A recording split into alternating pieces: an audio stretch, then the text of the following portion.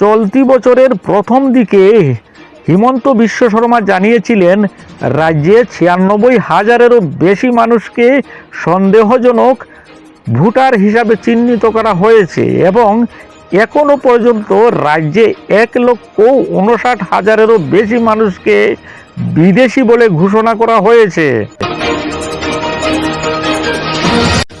উল্লেখ্য, ২০১৪ সালের সাধারণ নির্বাচনের সময় প্রধানমন্ত্রী নরেন্দ্র মোদী বরাক উপত্যকা সফর করেছিলেন এবং আশ্বাস দিয়েছিলেন যে তিনি ক্ষমতায় এলে কোনো প্রকৃত ভারতীয়কে ডি ভোটার ইস্যুর কারণে ভুগতে হবে না।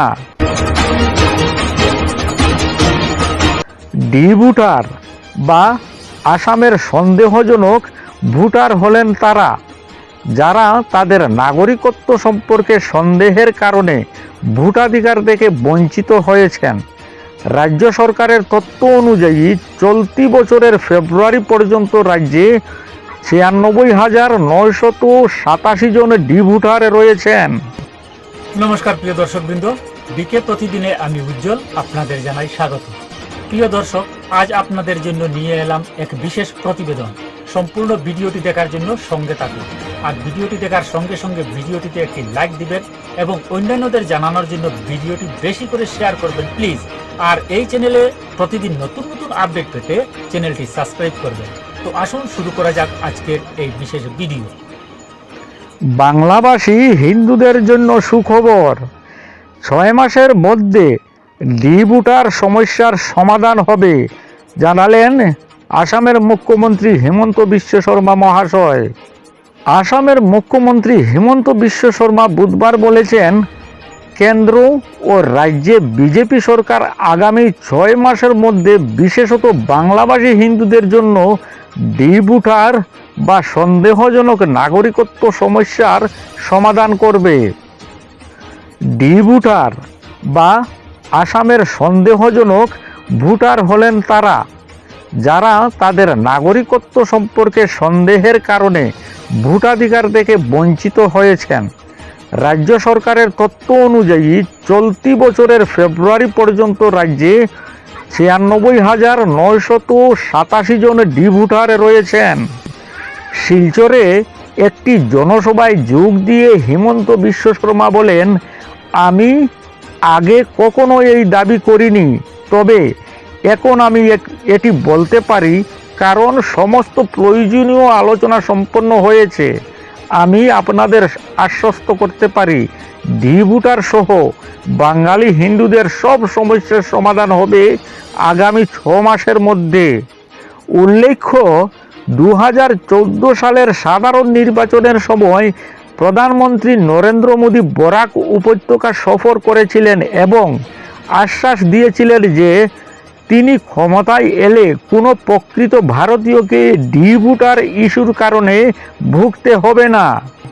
চলতি বছরের প্রথম দিকে হিমন্ত বিশ্ব শর্মা জানিয়েছিলেন রাজ্যে ৯৬,০০০-এরও বেশি মানুষকে সন্দেহজনক ভোটার হিসাবে চিহ্নিত করা হয়েছে এবং এখনও পর্যন্ত রাজ্যে ১,৫৯,০০০-এরও বেশি মানুষকে বিদেশি বলে ঘোষণা করা হয়েছে।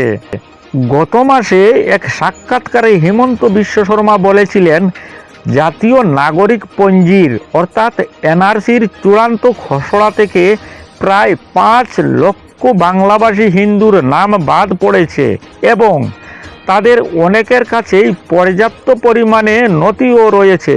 তাই তাদের পরিচয় প্রমাণের জন্য নাগরিকত্ব সংশোধনী আইনের অর্থাৎ সিএএ এই আইনের প্রয়োজন নেই। আসামের বরাক উপত্যকার জনসংখ্যা প্রায় ৪৫ লক্ষ এবং নির্বাচন কমিশনের রেকর্ড অনুসারে জনসংখ্যার একটি বড় অংশ বাংলাভাষী। আসামের মুখ্যমন্ত্রী হিমন্ত বিশ্ব শর্মা মহাশয় গত বুধবার বলেন, তাদের সরকার মণিপুরীর মতো ভাষাগত সম্প্রদায়ের অধিকার রক্ষায় কাজ করছে এবং তারা বাংলা ভাষাকেও সম্মান করেন। তিনি আরও বলেন, বাংলা ভাষার একটি সমৃদ্ধ ঐতিহ্য রয়েছে এবং আমরা বাঙালি সংস্কৃতি রক্ষায় প্রতিশ্রুতিবদ্ধ। বাঙালি হিন্দুদের সব সমস্যার সমাধান হবে।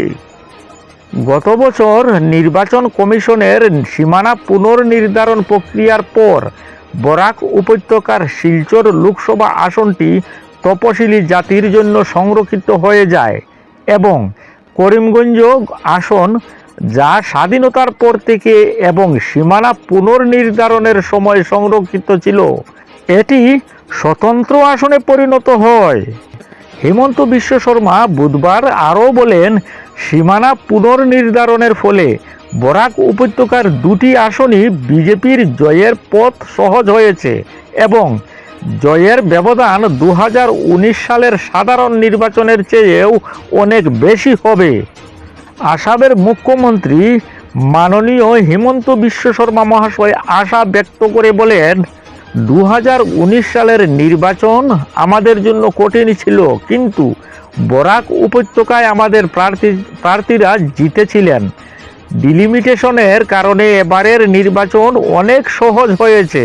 শিলচরে আমাদের প্রার্থী 2.5 লক্ষ ভোটে এবং করিমগঞ্জে 1 লক্ষ ভোটে এগিয়ে থাকবে বলে তিনি আশাবাদী। আগামী 19 এপ্রিল থেকে 3 দফায় আসামে বিধানসভা নির্বাচন। বরাক উপত্যকার দুটি আসনে ভোট গ্রহণ হবে 26 এপ্রিল। হিমন্ত বিশ্ব শর্মা বলেছিলেন যে আগামী সপ্তাহগুলিতে অনেক তারকা প্রচারক আসাম এবং রাজ্যের বিভিন্ন অংশে যাবেন। তিনি আরও বলেন, প্রতিটি দলের উচিত তাদের জনপ্রিয় প্রচারকদের এখানে নিয়ে আসা, কারণ নির্বাচন গণতন্ত্রের উদযাপন। আমাদের কাছে নরেন্দ্র মোদীর নাম এবং তার কাজই সবচেয়ে বড় প্রচারক। আমরা মোদীর নাম নিয়ে প্রতিটি বাড়িতে যাব, এমনকি প্রাক্তন সাংসদ সুস্মিতা দেবের বাড়িতেও যাব। হিমন্ত বিশ্ব শর্মা বলেন, তিনি দুঃখিত কারণ তার মন্ত্রিসভার অন্যতম দক্ষ মন্ত্রী পরিমল শুক্লবৈদ্য সংসদে যাচ্ছেন। তবে তিনি খুশি যে এমন একজন সৎ মানুষ সংসদে আসামের প্রতিনিধিত্ব করবেন। 2019 সালের নির্বাচনে কংগ্রেস প্রার্থী সুস্মিতা দেবকে হারিয়ে শিলচর থেকে জয়ী রাজদীপ রায়ের প্রশংসাও করেন তিনি। আসামের বাসিন্দা হিসাবে আমি ওর জন্য গর্বিত।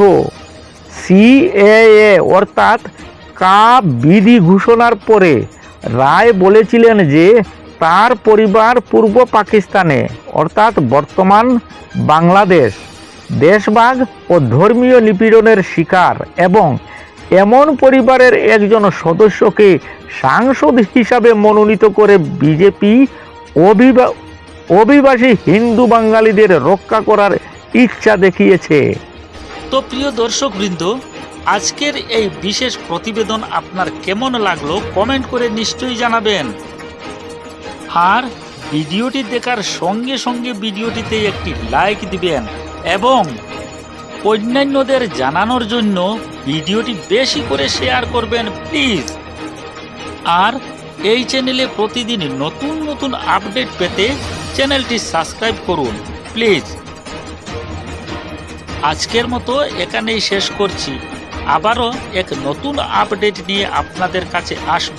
ততক্ষণ পর্যন্ত ভালো থাকুন, সুস্থ থাকুন। নমস্কার।